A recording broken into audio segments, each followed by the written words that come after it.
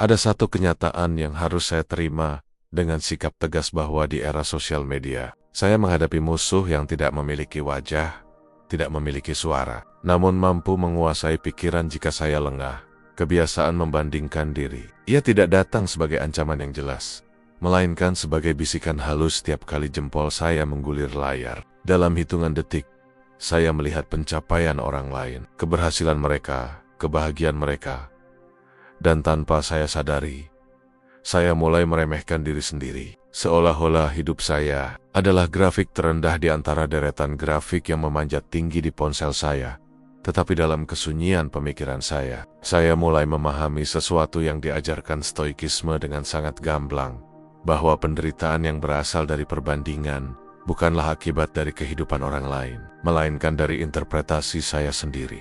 Apa yang mereka miliki tidak pernah mengurangi apa yang saya punya. Apa yang mereka capai tidak pernah menghalangi apa yang bisa saya bangun. Yang menjadi masalah sebenarnya adalah ketika saya mengizinkan standar luar mengendalikan harga diri saya.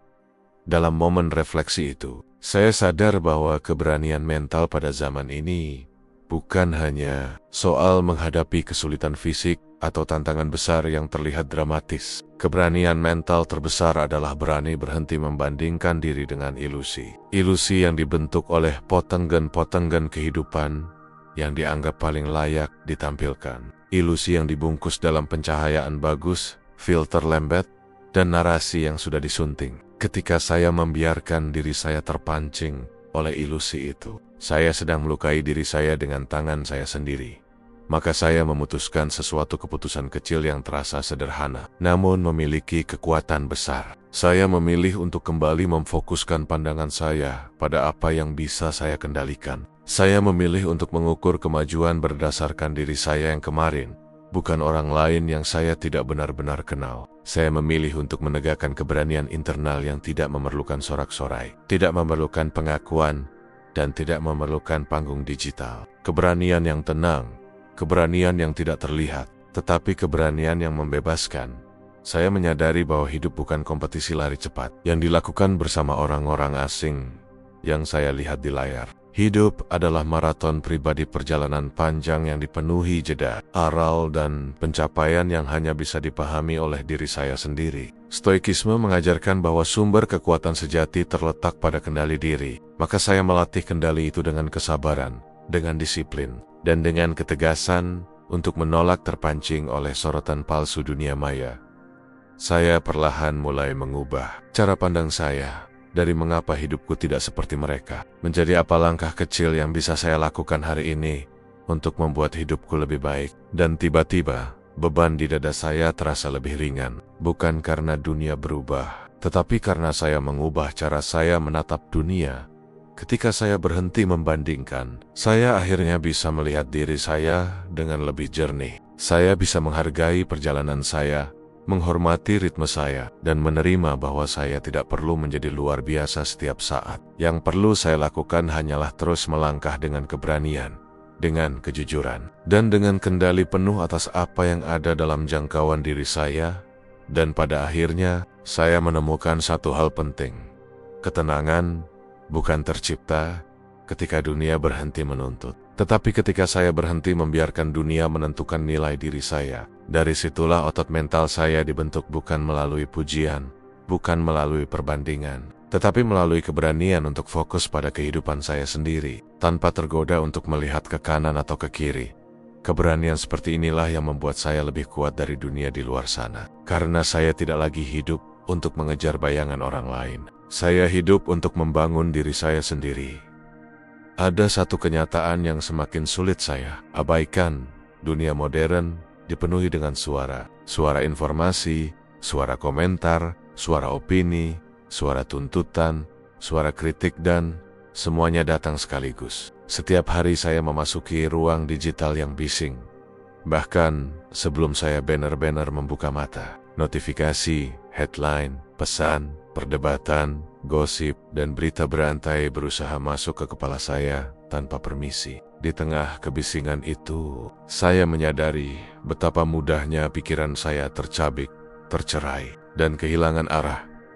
Stoikisme mengajarkan bahwa kebebasan mental hanya bisa diperoleh ketika saya mampu menentukan suara mana yang layak didengar dan mana yang harus dibiarkan lenyap. Tetapi kenyataan sesungguhnya jauh lebih rumit. Tidak semua suara terdengar lantang. Beberapa begitu halus, sehingga saya menganggapnya pikiran saya sendiri. Tanpa saya sadari, pendapat orang lain meresap seperti kabut, membentuk ketakutan dan keraguan dalam diri saya. Saya mulai mempertanyakan, keputusan saya bukan karena saya tidak yakin, tetapi karena terlalu banyak opini yang saya biarkan memengaruhi pemikiran saya. Di titik itulah saya menyadari bahwa ketegasan mental adalah kemampuan yang tidak bisa saya tunda lagi untuk dilatih. Ketegasan bukan hanya tentang mengatakan tidak pada orang lain, tetapi terutama tentang mengatakan tidak pada distraksi yang ingin merampas ketenangan batin saya. Ketegasan bukan sikap keras kepala, tetapi tindakan pemilihan. Saya harus memilih suara mana yang membawa saya pada kejernihan dan mana yang hanya menambah keruh pikiran. Saya mulai bertanya pada diri sendiri, apakah opini ini membantu saya tumbuh? Apakah informasi ini relevan dengan hidup saya? Apakah suara ini menguatkan atau melemahkan saya? Dan lebih penting lagi, apakah ini di bawah kendali saya? Karena di zaman ini, informasi tidak hanya ingin didengar ingin mengatur arah pikiran saya. Ia ingin menentukan apa yang harus saya takutkan, apa yang harus saya anggap penting, bahkan apa yang harus saya marah. Jadi saya menegakkan batas. Saya memilih untuk tidak mengizinkan dunia luar mengambil alih batin saya begitu saja. Saya mulai membangun kebiasaan kecil, memutuskan waktu untuk diam, menolak masuknya informasi yang tidak perlu, dan memilih untuk mendengar hanya hal-hal yang membawa saya pada kejernihan. Saya belajar bahwa ketegasan mental seringkali tidak terlihat dari luar. Tidak ada yang memuji saya karena tidak membuka berita. Tidak ada yang mengapresiasi keputusan diam saya. Namun, di dalam batin, saya merasakan sesuatu yang perlahan tumbuh. Ketenangan yang kokoh. Saya menemukan bahwa sebagian besar kekacauan dalam hidup saya bukan berasal dari kenyataan, tetapi dari interpretasi yang dipengaruhi oleh terlalu banyak opini asing. Saya mempelajari kembali prinsip stoikisme yang sederhana namun tajam, bahwa pikiran saya adalah wilayah yang harus saya jaga dengan disiplin, karena disitulah pondasi hidup saya dibangun. Ketika saya gagal menjaga wilayah itu, saya membiarkan dunia luar mengatur arah hidup saya. Kini saya mulai memandang ketegasan mental sebagai pagar yang melindungi kejernihan saya. Bukan pagar untuk menjauh dari dunia, tetapi untuk menjaga diri agar tidak terseret arus yang tidak perlu. Ketika saya menolak opini yang tidak relevan, itu bukan tindakan acuh, tetapi tindakan hormat-hormat kepada diri saya sendiri, kepada waktu saya, kepada ketenangan saya. Dan perlahan, saya menyadari sebuah perubahan kecil yang bermakna. Saya tidak lagi mudah terprovokasi oleh pendapat orang. Saya tidak lagi merasa harus membuktikan apapun kepada dunia. Saya tidak lagi memikul beban dari opini yang bahkan tidak saya minta. Saya menjadi lebih tenang, lebih fokus, dan lebih kuat. Karena saya hanya memilih suara yang selaras dengan nilai yang saya pegang. Stoikisme mengajarkan bahwa kendali diri dimulai dari kendali terhadap apa yang saya izinkan masuk ke pikiran. Jadi saya memegang teguh prinsip itu. Ketika dunia berbicara terlalu keras, saya memilih untuk mendengar lebih sedikit, agar saya bisa berpikir lebih jernih. Ketika dunia menawarkan ratusan opini, saya memilih hanya beberapa yang bijaksana. Dan pada akhirnya, saya sampai pada kesimpulan yang sederhana, namun mendalam, di dunia yang bising. Ketegasan adalah bentuk tertinggi dari ketenangan. Ketegasan untuk menentukan mana suara yang berhak tinggal di pikiran saya. Ketegasan untuk melindungi diri saya dari kebisingan yang tidak membawa manfaat. Ketegasan untuk memilih kejernihan daripada kekacauan. Dari ketegasan itu, saya membangun kekuatan mental yang tidak mudah digoyahkan. Saya menjadi pemilik pikiran saya sendiri dan itu adalah kebebasan yang paling berharga. Ada satu ironi yang semakin sering saya temukan dalam kehidupan modern. Kita hidup pada zaman paling cepat, tetapi justru memiliki kesabaran paling tipis. Hampir setiap hal yang saya butuhkan dapat hadir dalam hitungan menit makanan, hiburan, informasi, bahkan perhatian. Dunia telah berubah menjadi mesin yang memberikan kepuasan instan. Dan tanpa saya sadari, saya diajarkan untuk menagih hasil dengan kecepatan yang sama. Lalu, Ketika kehidupan yang sesungguhnya menuntut proses yang lebih panjang, saya menjadi gelisah, mudah menyerah, dan kehilangan arah. Dalam ketergesaan itulah, saya mulai memahami kembali ajaran Stoikisme dengan cara yang berbeda. Stoikisme tidak pernah berbicara tentang balapan menuju hasil. Ia berbicara tentang konsistensi. Ia berbicara tentang tindakan kecil yang diulang setiap hari. Ia berbicara tentang disiplin, bukan disiplin yang keras dan kaku, tetapi disiplin yang menjadi fondasi keteguhan diri. Saya menyadari bahwa di era serba instan ini, disiplin adalah kekuatan yang paling langka dan sekaligus paling berharga. Ketika orang lain cepat bosan, cepat goyah, dan cepat menyerah, seseorang yang tetap konsisten akan tampak seperti anomali. Tetapi justru karena itulah, disiplin menjadi pembeda yang paling signifikan. Ia adalah otot mental yang tidak bisa dibeli. Ia harus dilatih, diuji, dan diperkuat.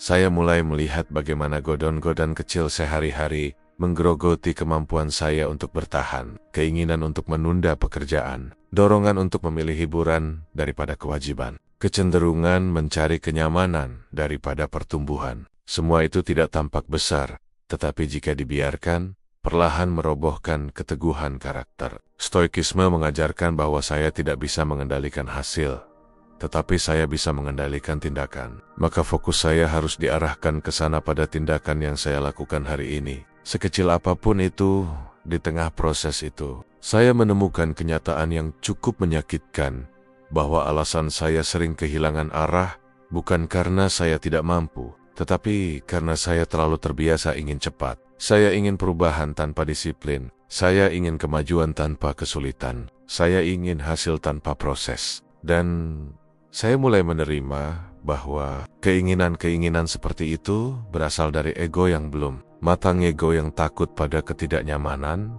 Jadi, saya mulai memaksa diri untuk duduk lebih lama dengan rasa tidak nyaman. Saya belajar menahan dorongan untuk mengalihkan perhatian ketika mulai merasa bosan. Saya menolak godaan untuk menyerah ketika progres tidak terlihat. Dan semakin sering saya melakukannya, saya merasakan sesuatu yang tumbuh keteguhan. Bukan keteguhan untuk tampil tangguh di hadapan dunia, tetapi keteguhan yang sunyi, yang tumbuh diam-diam di dalam pikiran saya. Saya mulai memahami bahwa disiplin bukanlah hukuman, melainkan bentuk penghormatan pada masa depan saya sendiri. Saya melatih diri bukan karena dunia menuntut, tetapi karena saya ingin menghadirkan versi terbaik dari diri saya kepada masa depan. Dan disitulah saya mulai melihat makna baru dari Stoikisme, bahwa dunia tidak akan menyesuaikan diri dengan keinginan saya. Maka sayalah yang harus menyesuaikan diri dengan realitas. Disiplin adalah cara saya melakukan itu. Setiap hari saya berhadapan dengan pilihan, tetap melangkah atau berhenti, tetap fokus atau terdistraksi, tetap berusaha atau menunggu motivasi yang belum tentu datang. Saya belajar bahwa motivasi bukanlah fondasi yang dapat diandalkan. Motivasi datang dan pergi, tetapi disiplin sekecil apapun bentuknya mampu membawa saya terus bergerak meski saya sedang tidak bersemangat. Itulah kekuatan yang membuat saya tidak lagi menjadi korban suasana hati saya sendiri. Dan pada akhirnya, saya sampai pada kesimpulan yang tak bisa saya abaikan, bahwa dunia modern mungkin menawarkan jalan pintas untuk banyak hal, tetapi tidak untuk penguatan diri. Tidak ada aplikasi yang dapat menginstal ketangguhan mental. Tidak ada fitur cepat untuk membangun karakter. Tidak ada filter untuk menutupi kurangnya konsistensi. Semua itu harus saya bangun dari dalam. Dengan kesediaan untuk menahan diri dan bertahan, disiplin, saya akhirnya paham, adalah tindakan mencintai diri sendiri dalam bentuk yang paling dewasa. Ia bukan keras kepala, bukan paksaan, tetapi komitmen jangka panjang untuk masa depan yang lebih baik. Ia adalah kekuatan yang tidak terlihat, namun menghasilkan perubahan yang tak terbantahkan.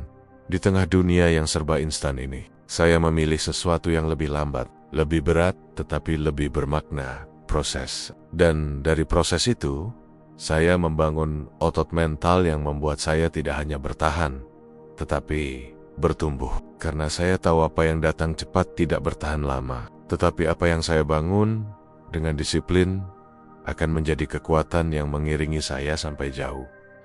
Ada satu hal yang semakin saya sadari, seiring waktu. Kritik di era modern bukan lagi sesuatu yang datang perlahan, seperti surat di depan pintu. Kritik sekarang datang seperti hujan badai deras, tiba-tiba dan dari segala arah. Ia muncul dari orang yang saya kenal, orang yang tidak saya kenal, bahkan dari mereka yang tidak memiliki bayangan apapun tentang kehidupan yang sedang saya jalani. Dan lebih sering daripada yang saya akui, kritik itu bukan sekadar suara, tetapi serangan yang merembes masuk ke dalam pikiran saya seperti racun halus. Dalam kebisingan komentar, opini, dan penilaian itu, saya pernah merasakan sesuatu yang tidak nyaman, keinginan untuk selalu menjelaskan diri, keinginan untuk diterima, keinginan untuk membuktikan bahwa saya layak. Tetapi semakin saya berusaha, semakin saya merasa kehilangan kendali atas diri saya sendiri. Saya mulai melihat betapa mudahnya saya terbakar oleh kote-kota yang tidak memiliki bobot apapun. Dan pada titik itu, saya tahu saya sedang mengizinkan dunia luar mengatur emosi saya. Stoikisme menyentuh bagian itu dengan sangat tajam. Ia mengingatkan bahwa apa yang orang katakan tentang saya bukanlah tanggung jawab saya, tetapi interpretasi saya terhadap kote-kata mereka adalah tanggung jawab yang tak dapat saya hindari. Jika saya terbakar, itu bukan karena api dari luar terlalu besar, tetapi karena saya menyiramkan minyak pada api itu dengan ketidakstabilan batin saya sendiri.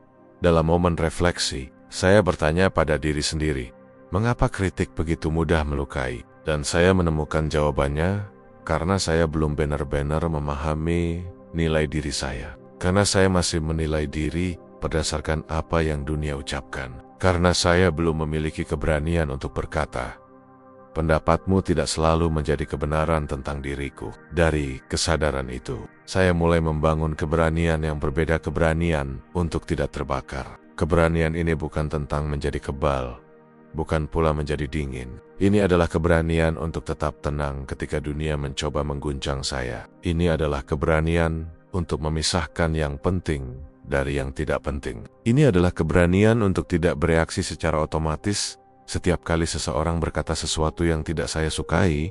Saya belajar bahwa kritik hanyalah informasi dan, seperti informasi lainnya, ia harus melewati proses pemilahan. Ada kritik yang berguna, ada kritik yang sekadar suara kosong, ada kritik yang memberi arah, ada yang hanya melampiaskan frustasi orang lain. Jika saya merespon semua kritik, maka saya tidak lagi hidup berdasarkan prinsip, tetapi berdasarkan tekanan dari luar. Maka saya mulai menetapkan batas. Saya akan mendengar, tetapi tidak akan menyerap semuanya.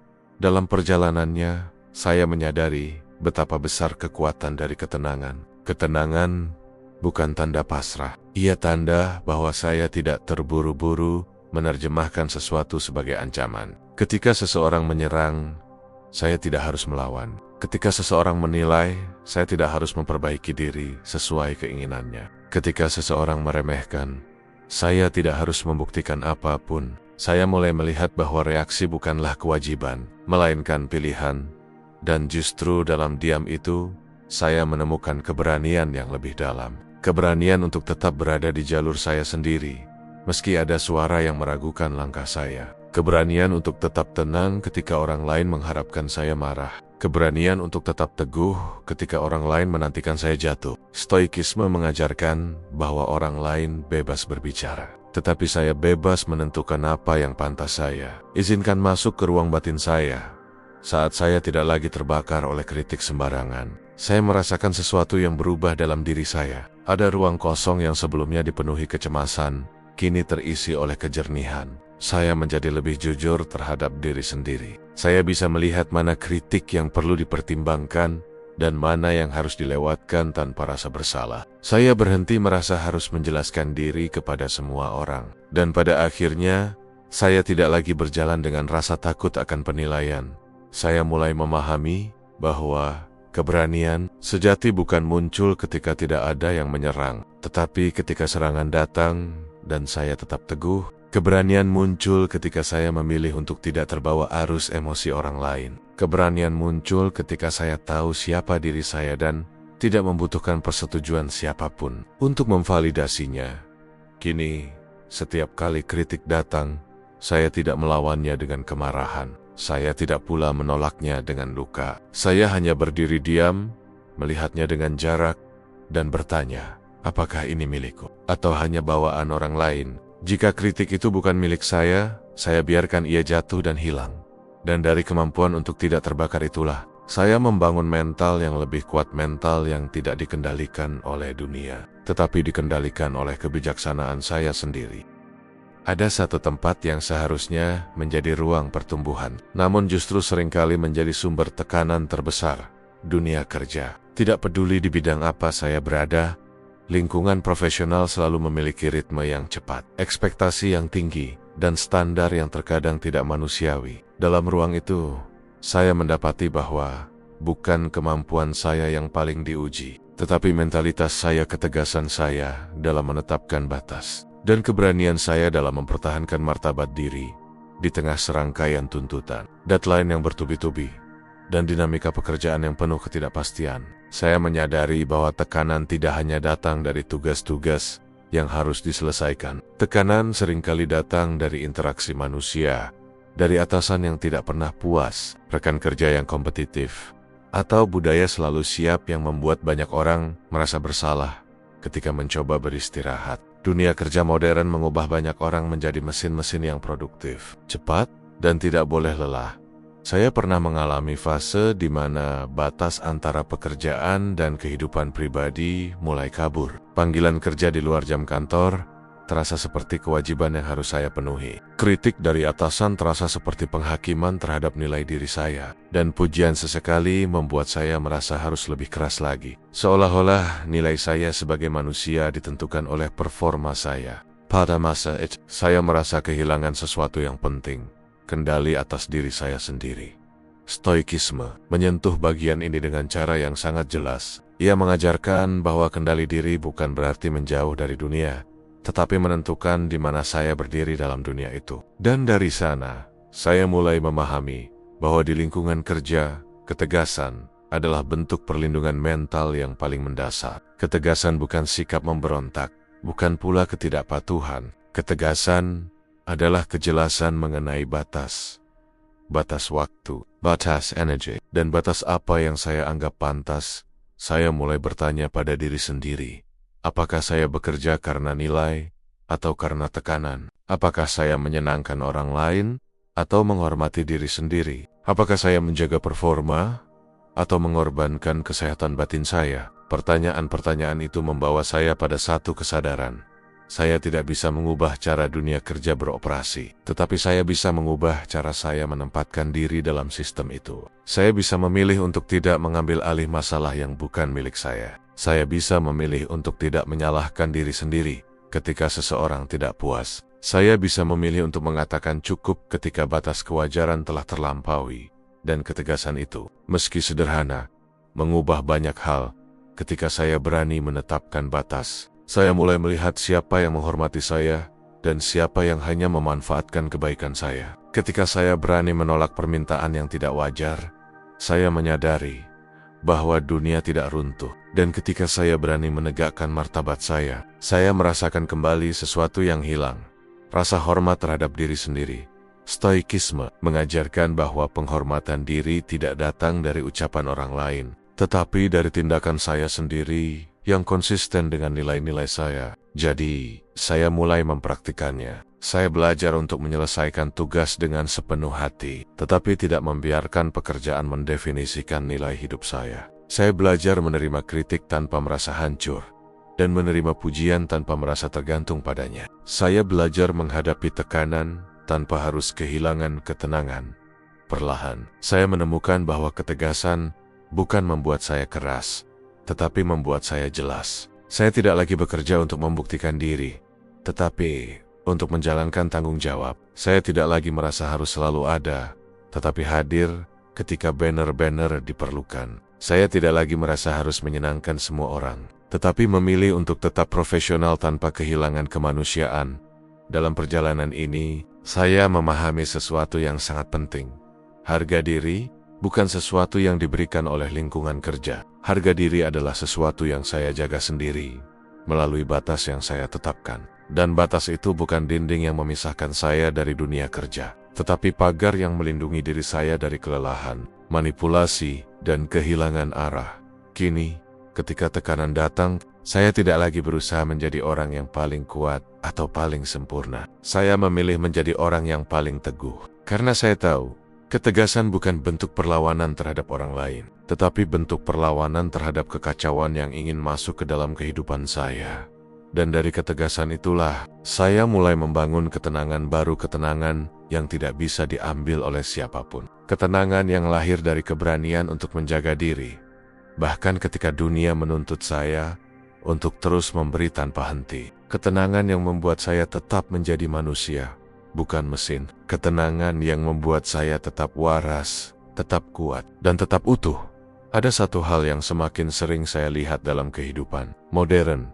Emosi dianggap sesuatu yang harus segera ditumpahkan. Setiap rasa marah harus diumumkan. Setiap kekecewaan harus dipublikasikan. Setiap luka harus diberi panggung. Seolah-olah dunia telah meyakinkan kita bahwa perasaan yang tidak segera diekspresikan adalah perasaan yang salah. Bahwa kontrol diri adalah bentuk penyangkalan. Dan bahwa menahan emosi berarti menjadi tidak jujur. Tetapi dalam diam saya mulai mempertanyakan semua itu. Apakah kebebasan berekspresi benar-benar berarti membiarkan setiap ledakan emosi menyeret saya kemanapun ia mau? Apakah kejujuran diri harus selalu berbentuk luapan spontan? Atau justru dengan mengumbar emosi tanpa filter, saya membiarkan diri saya dikendalikan oleh sesuatu yang datang dan pergi tanpa kepastian? Stoikisme menawarkan sudut pandang yang berbeda, sudut pandang yang tidak populer di zaman ini. Namun justru semakin saya rasakan kebenarannya. Ia mengajarkan bahwa emosi bukan musuh, tetapi emosi juga bukan pemimpin. Emosi adalah sinyal, bukan komando. Dan ketika saya membiarkan emosi memimpin tindakan saya sebenarnya sedang menyerahkan kemudi hidup kepada sesuatu yang tidak stabil. Saya mulai menyadari bahwa kemampuan untuk mengelola emosi, terutama kemarahan dan kekecewaan, adalah salah satu bentuk keberanian mental yang paling sulit dilatih. Bukan karena saya tidak ingin tenang, tetapi karena dunia modern memaksa saya untuk bereaksi cepat. Media sosial mengajarkan saya bahwa respon lambat berarti lemah. Lingkungan sekitar mengajarkan bahwa diam berarti kalah. Dan masyarakat seringkali menganggap ketenangan sebagai tanda tidak peduli. Namun, dalam refleksi yang lebih dalam, saya melihat bahwa ketenangan justru menunjukkan kekuatan yang tidak bisa ditiru oleh mereka yang terbiasa meledak. Ketenangan adalah hasil dari penguasaan diri, penguasaan yang tidak muncul dalam sehari, tetapi melalui latihan panjang untuk duduk bersama emosi tanpa tenggelam di dalamnya.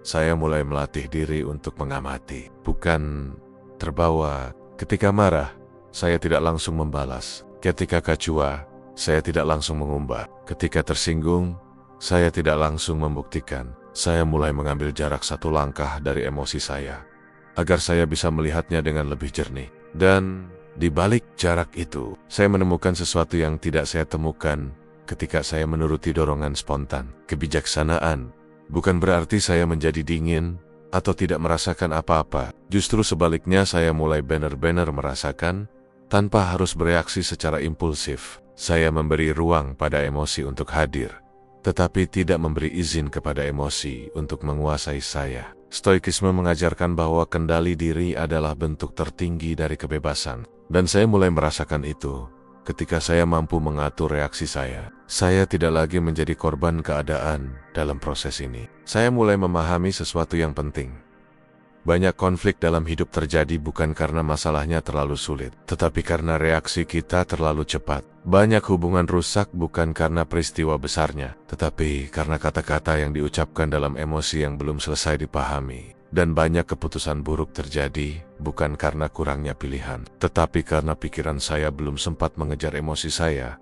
Maka saya belajar menunda reaksi, menunda kata-kata, menunda keputusan saat amarah masih menyala. Dan dalam penundaan itu, saya menemukan kemampuan untuk memilih dengan kepala jernih. Saya mulai melihat bahwa apa yang terasa penting saat emosi meledak, seringkali tidak penting lagi ketika saya sudah tenang. Saya juga mulai menerima kenyataan bahwa ketenangan bukan sesuatu yang saya dapatkan dari luar. Ia tidak datang dari lingkungan yang aman, atau dari orang lain yang memperlakukan saya dengan baik. Ketenangan adalah keterampilan yang saya ciptakan sendiri, keterampilan yang semakin kuat ketika dunia semakin kacau, dan pada akhirnya saya sampai pada kesimpulan yang begitu jelas, namun sulit dijalani, bahwa mengelola emosi bukan berarti menekan perasaan, tetapi mengatur respon. Bukan berarti menjadi pasif, tetapi menjadi bijaksana. Bukan berarti tidak peduli, tetapi memahami bahwa reaksi yang salah di waktu yang salah dapat menghancurkan lebih banyak daripada masalah yang sedang dihadapi.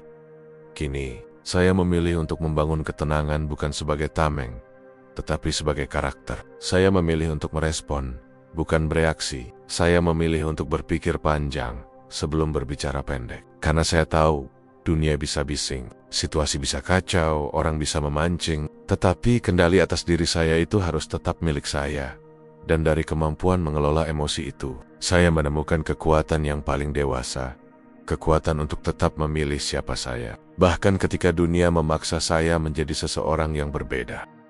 Dalam kehidupan modern yang dipenuhi pemicu emosional dari segala arah, notifikasi yang tak berhenti, komentar yang menusuk, tekanan sosial yang tidak memberi ruang bernapas, kita dihadapkan pada satu ujian yang paling sulit, sekaligus paling menentukan, kemampuan untuk menguasai reaksi. Stoikisme mengajarkan bahwa seseorang tidak pernah jatuh karena apa yang terjadi padanya, tetapi karena cara ia bereaksi terhadap apa yang terjadi. Dan di dunia yang bergerak secepat hari ini, kemampuan itu bukan lagi sekadar keutamaan filosofis. Ia telah menjadi keterampilan bertahan hidup.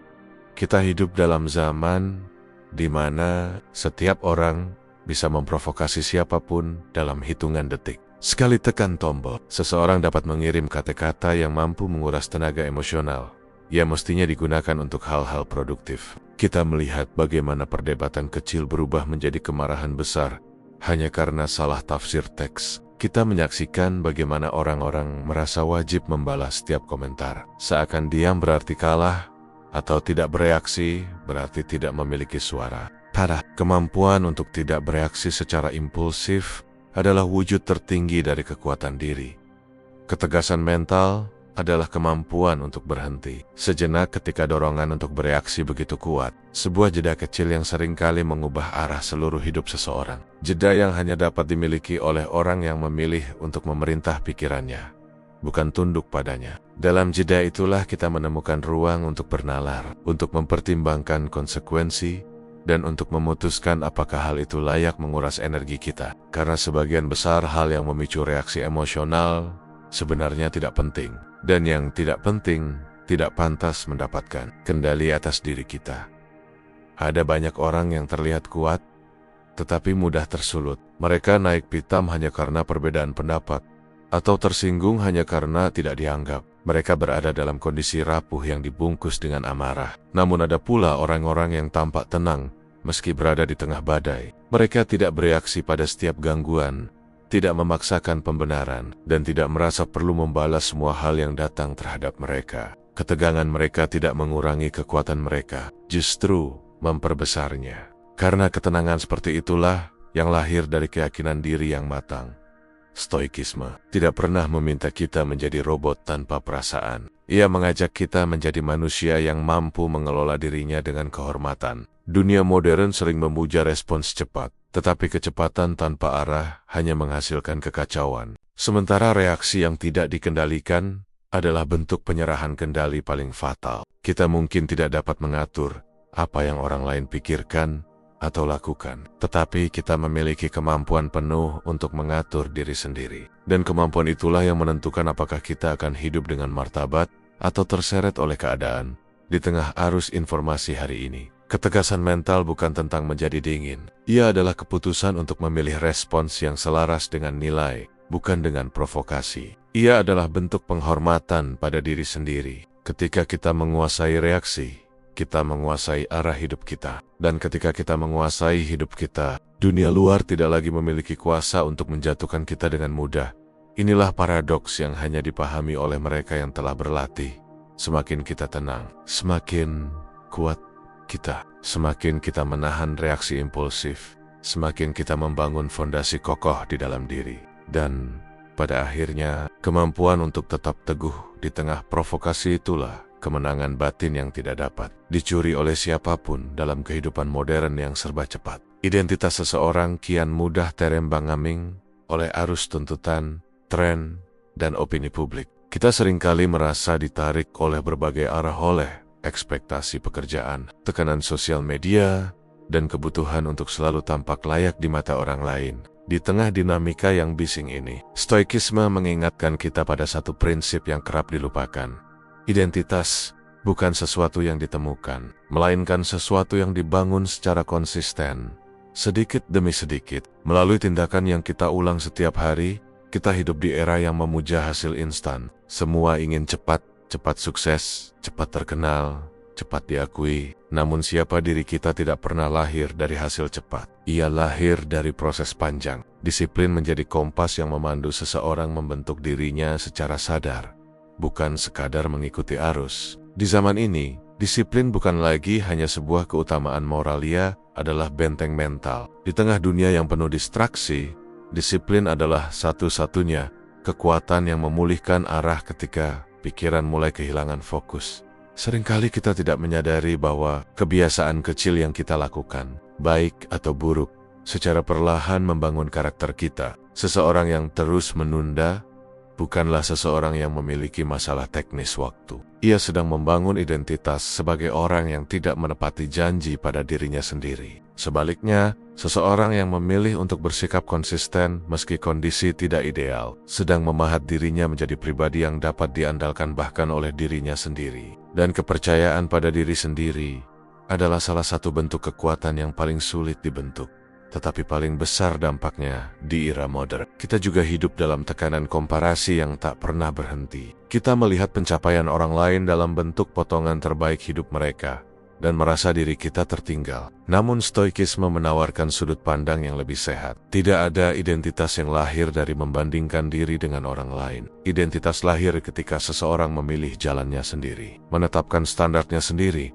dan memegang teguh prinsip yang ia yakini meski dunia berkata sebaliknya. Disiplin adalah cara seseorang mengatakan pada dirinya, inilah diriku, dan inilah jalan yang kupilih, apapun tanggapan orang. Namun disiplin bukan hanya tentang bekerja keras. Ia adalah kesediaan untuk memenuhi komitmen pada diri sendiri, bahkan ketika tidak ada yang melihat. Ia adalah kemampuan untuk tetap melangkah, walau tidak ada tepuk tangan, tidak ada pengakuan, tidak ada apresiasi. Dunia hari ini memuji yang tampak di luar, tetapi Stoikisme mengajarkan kita memuji apa yang dibangun di dalam. Karena kekuatan sejati tidak lahir dari perhatian publik, tetapi dari stabilitas internal. Ada masa-masa ketika disiplin terasa seperti beban, ketika kita lebih ingin menyerah daripada melanjutkan, ketika tidak ada hasil yang terlihat meski kita sudah bekerja keras. Namun pada saat seperti itulah pembentukan identitas sebenarnya sedang berlangsung.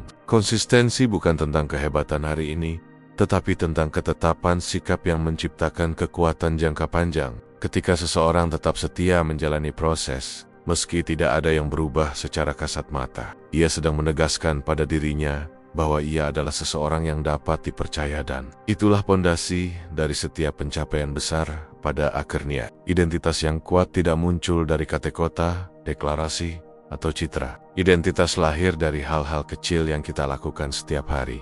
Dari keputusan untuk bangun lebih awal, dari komitmen untuk menyelesaikan tugas, dari keberanian untuk menghadapi diri sendiri. Disiplin adalah pengakuan bahwa kita memiliki pilihan untuk menentukan arah hidup kita, bahwa kita bukan produk dari keadaan, tetapi arsitek bagi diri kita sendiri. Dan ketika seseorang akhirnya berdiri tegak dengan identitas yang ia bentuk sendiri melalui disiplin yang panjang, dunia pun mulai melihat stabilitas yang tidak mudah goyah. Sebuah stabilitas yang hanya bisa dimiliki oleh mereka yang telah mengalahkan satu musuh terbesar, diri mereka yang tidak disiplin. Itulah makna modern dari membangun identitas melalui konsistensi. Ini bukan perjalanan cepat, ini bukan perjalanan mudah, namun ini adalah perjalanan yang ketika dijalani membuat seseorang tidak hanya kuat menghadapi dunia, tetapi kuat menghadapi dirinya sendiri. Dalam dunia modern yang bergerak tanpa ampun, kita seolah hidup di tengah pusaran kekacauan yang terus berputar, tanpa memberi kesempatan untuk menarik napas panjang. Informasi berseliweran dari segala arah. Kesalahan terlihat lebih cepat daripada kebaikan, dan ketidaksempurnaan seolah menjadi pemandangan harian yang tak dapat kita elakkan. Namun Stoikisme mengingatkan kita pada sebuah pelajaran fundamental. Ketidaksempurnaan bukan musuh yang harus dihancurkan, melainkan realitas yang harus diterima dengan kejernihan dan keberanian. Seringkali, kita bereaksi seakan-akan dunia telah mengecewakan kita. Kita marah karena orang lain tidak memenuhi standar kita. Kita frustasi ketika sistem tidak berjalan sebagaimana mestinya. Kita kecewa ketika kehidupan tidak memberi jalan mulus seperti yang kita bayangkan. Namun dalam setiap reaksi itu, tersimpan sebuah prasangka tersembunyi bahwa dunia seharusnya bekerja mengikuti kehendak kita. Padahal, tidak pernah ada janji seperti itu. Dunia tidak pernah berjanji untuk sempurna. Bahkan manusia tidak pernah diciptakan untuk tanpa celah. Stoikisme menuntun kita untuk melihat kenyataan ini bukan dengan rasa putus asa, tetapi dengan sikap bijak.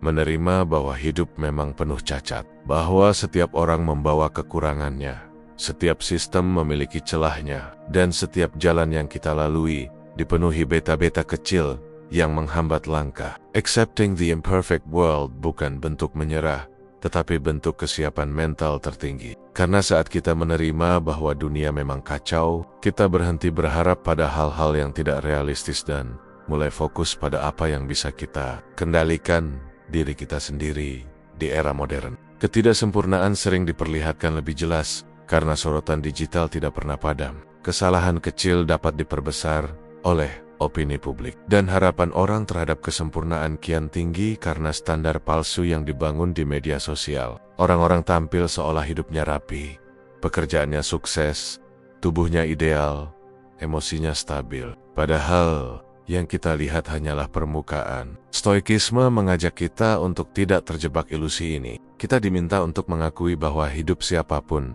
termasuk hidup kita, pasti berantakan dalam beberapa aspek.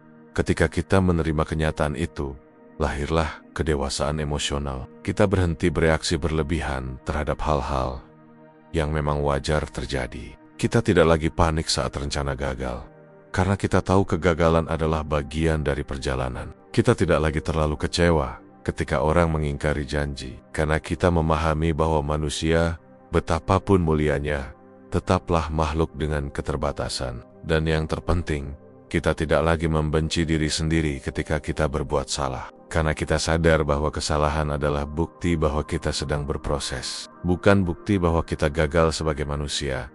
Menerima ketidaksempurnaan dunia juga berarti melatih diri untuk melihat masalah sebagai ruang pertumbuhan. Setiap gangguan, setiap hambatan, setiap kerikil di jalan adalah latihan mental yang membentuk kita menjadi pribadi yang lebih kuat dan tangguh. Dunia tidak akan melembut untuk kita, maka kitalah yang harus menguat, bukan dengan menjadi keras hati, tetapi dengan membangun ketahanan mental yang tidak mudah roboh hanya karena keadaan tidak sesuai ekspektasi.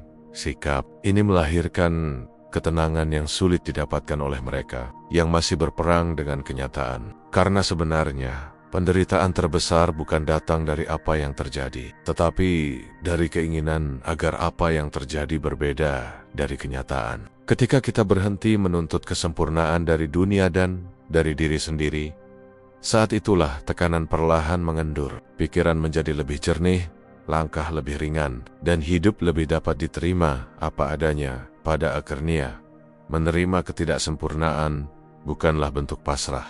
Ini adalah bentuk kendali diri yang matang. Dengan menerima dunia sebagaimana adanya, kita tidak lagi menjadi korban keadaan. Kita menjadi pengamat yang bijak, pelaku yang stabil, dan pribadi yang tidak mudah dihempaskan realitas. Kita tahu bahwa dunia tidak sempurna, tetapi kita belajar bergerak dengan penuh kehormatan di dalam ketidaksempurnaan itu. Dengan penerimaan itulah kekuatan sejati tumbuh. Tidak lagi berharap dunia ideal, tetapi belajar menjadi pribadi yang mampu berdiri tegak di dalam dunia nyata. Dan itulah fondasi ketangguhan mental yang sesungguhnya di tengah hiruk-pikuk dunia modern. Kita sering merasa tersesat bukan karena tidak memiliki tujuan, tetapi karena terlalu banyak tujuan yang dipaksakan pada kita. Kita hidup dalam zaman di mana setiap hari muncul standar baru yang harus dicapai, jalur baru yang diglorifikasi, dan tuntutan baru yang dianggap normal. Setiap orang terlihat memiliki sesuatu untuk dikejar: jabatan, pengakuan, validasi sosial, peningkatan gaya hidup, hingga kita mulai meragukan arah kita sendiri. Stoikisme hadir untuk mengingatkan Ketenangan sejati bukan berasal dari memiliki segalanya, tetapi dari mengetahui dengan jelas apa yang benar-benar penting. Fokus bukan sekadar kemampuan untuk berkonsentrasi. Dalam kerangka stoikisme, fokus adalah bentuk kekuasaan atas diri sendiri. Ia adalah deklarasi bahwa kita memilih arah hidup yang selaras dengan nilai, bukan dengan tekanan sosial. Bahwa kita menginvestasikan energi pada hal-hal yang benar-benar memiliki makna, bukan pada hal-hal yang hanya terlihat menggiurkan. Fokus menuntut keberanian untuk mengatakan tidak pada hal-hal yang tidak membawa kita ke arah tujuan hidup yang sehat. Dan di era sekarang, tidak adalah salah satu kalimat tersulit untuk diucapkan. Seringkali kita tidak menyadari bahwa kebingungan hidup bukan muncul dari kurangnya pilihan, tetapi dari terlalu banyaknya pilihan. Kita digiring untuk percaya bahwa kesuksesan adalah tentang mengejar sebanyak mungkin peluang. Namun dalam proses itu, kita justru kehilangan pijakan karena energi kita terpecah kemana-mana. Tanpa arah yang jelas, setiap hambatan terasa besar, setiap masalah terasa melelahkan, dan setiap gangguan terasa menenggelamkan kita lebih dalam. Stoikisme mengajarkan sebaliknya. Ketika seseorang memiliki fokus yang kuat, hidup menjadi lebih ringan, bukan karena tantangan hilang, tetapi karena ia tahu kemana harus melangkah di era modern. Fokus adalah kemewahan. Banyak orang hidup dalam kondisi mental yang terpompa oleh stimulasi tanpa henti. Mereka beralih dari satu hal ke hal lain dengan cepat, hanya untuk menyadari bahwa tidak ada satupun yang benar-benar mereka kuasai. Mereka selalu sibuk, tetapi jarang benar-benar maju. Mereka merasa produktif karena banyak bergerak, padahal pergerakan tanpa arah adalah bentuk kelelahan paling samar tapi paling mematikan. Fokus meminta kita untuk berhenti sejenak, melihat ke dalam diri, dan bertanya dengan jujur, apa yang sebenarnya ingin aku capai, dan mengapa? Ketika seseorang menemukan jawabannya, hidup berubah secara radikal. Bukan karena dunia menjadi lebih mudah, tetapi karena kebisingan mulai mereda. Ia berhenti tergoda oleh pencapaian orang lain, karena ia telah memiliki kerangka penilaian berdasarkan nilai pribadinya sendiri. Ia berhenti membandingkan langkahnya dengan langkah orang lain, karena ia tahu setiap perjalanan memiliki musim dan ritme masing-masing. Fokus membuat seseorang berdiri tegak, bahkan ketika dunia di sekitarnya terus berubah. Ia menjadi kokoh bukan karena ia keras, tetapi karena ia jelas. Namun mencapai kejernihan seperti itu tidak mudah. Ia memerlukan kejujuran brutal pada diri sendiri. Ia menuntut keberanian untuk meninggalkan hal-hal yang tidak lagi sesuai. Bahkan jika hal itu sudah lama menjadi bagian dari hidup. Ia menuntut kedisiplinan untuk mempertahankan komitmen. Bahkan ketika dunia mencoba menarik, kita kembali pada distraksi. Fokus, bukan hadiah. Dan usaha inilah yang membedakan orang yang menjalani hidup dengan kesadaran dari mereka yang hanya mengikuti arus.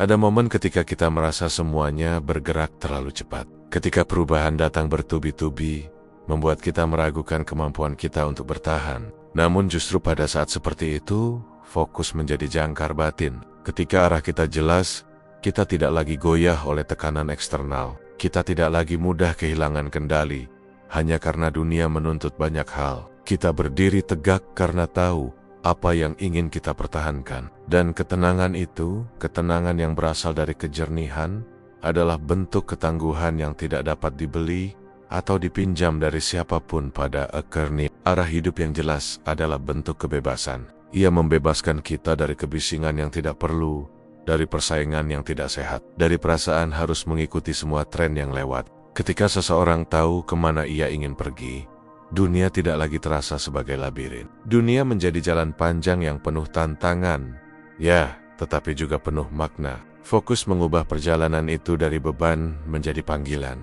Itulah kekuatan fokus. Menurut stoikisme, kemampuan untuk melihat jauh ke depan tanpa kehilangan pijakan hari ini. Lapisan ketenangan tumbuh perlahan, bukan karena hidup menjadi sempurna, tetapi karena hati telah menemukan kompasnya. Dan dengan kompas itu, seseorang dapat melangkah maju dengan kepercayaan diri yang tidak dapat diguncangkan oleh siapapun, bahkan oleh dunia yang paling membingungkan sekalipun.